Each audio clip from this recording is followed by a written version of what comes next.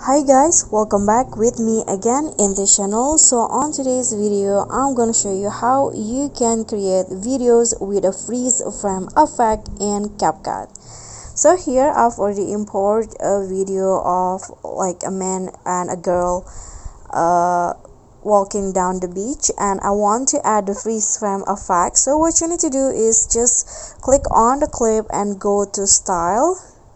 Now just swipe through the style until you find the freeze frame effect. So this will be it.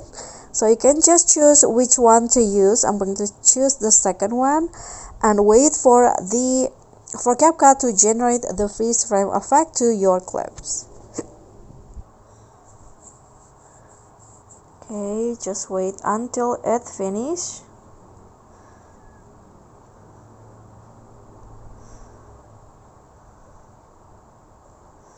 Okay, now the style has been applied and the video will go like this. So it will have like a freeze frame effect of the person or people in the video. Okay guys, so that's all from me. Thank you so much for watching. Please don't forget to subscribe, click on the thanks, like, and also leave a comment if you have any questions. Bye.